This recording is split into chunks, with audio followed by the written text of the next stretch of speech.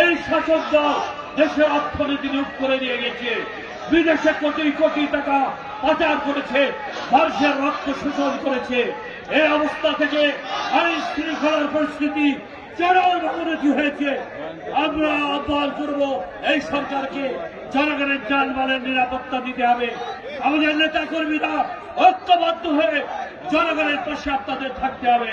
আমাদের ভারপ্রাপ্ত চেয়ারম্যান দৃঢ় কণ্ঠে ঘোষণা করেছেন, যারা জনগণের পক্ষে থাকতে হবে, জনগণের কল্যাণে কাজ করতে হবে, মানুষের অধিকার প্রতিষ্ঠা সংগ্রামে জাতীয়তাবাদী দলের নেতা কর্মীকে ঐক্যবদ্ধ হয়ে কাজ করে জনগণের সমর্থন দিয়ে আজকে ক্ষমতায় যেতে হবে।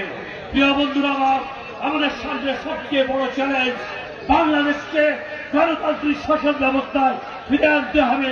জনগণের সমর্থন নিয়ে আগামী সুষ্ঠু নির্বাচনের মাধ্যমে আমরা গণতন্ত্রকে প্রতিষ্ঠা করব, মানুষের অধিকার প্রতিষ্ঠা করব, ভোটের অধিকারকে প্রতিষ্ঠা করব, সাম্য প্রতিষ্ঠা করব, ন্যায় বিচার প্রতিষ্ঠা করব, অর্থনৈতিক সামাজিক ন্যায় বিচার প্রতিষ্ঠা করে তারেক রহমানের নেতৃত্বে গণতান্ত্রিক বাংলাদেশ গড়ে তুলব।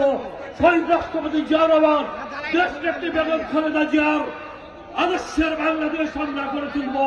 মুক্তিযুদ্ধে যারা শহীদ হয়েছে, গত 17 বছরে যারা জীবন দিয়েছে এবং ছাত্র জনতা যারা জীবন দিয়েছে, তাদের রক্তের ঋণ আমরা শোধ করব। দেশের গণতান্ত্রিক শাসন ব্যবস্থা ফিরিয়ে আনে, মানুষের অধিকার প্রতিষ্ঠা করে, গণতন্ত্রকে প্রাতিষ্ঠানিক রূপ দিয়ে ন্যায় বিচার প্রতিষ্ঠা করে, সাম্য প্রতিষ্ঠা করে, মানুষের মত প্রকাশের অধিকার, নাগরিক অধিকার ফিরিয়ে দিয়ে একটি বৈষম্যমুক্ত, একটি শোষণমুক্ত, ন্যায় বিচার ভিত্তিক বাংলাদেশ আমরা গড়ে তুলব। সেই অঙ্গীকার, সেই শপথ বলে আসবে সবাই চক্রবদ্ধ হয়ে তারেক রহমানের নেতৃত্বে ঐক্যবদ্ধ কাজ করে, কাজে কাজ রেখে জনগণের প্রত্যাশা পূরণ করে আমরা গণতন্ত্র ফিরিয়ে আনবো।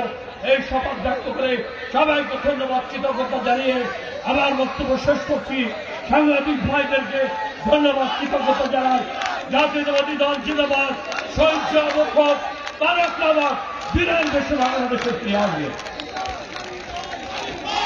আমাদের মাঝে এসে উপস্থিত হয়েছেন বাংলাদেশ জাতীয়তাবাদী দল কেন্দ্রীয় নির্বাহী কমিটির অন্যতম সদস্য আয়েশা সিদ্দিকা মানি, তাকে আমরা অভিনন্দন জানাচ্ছি।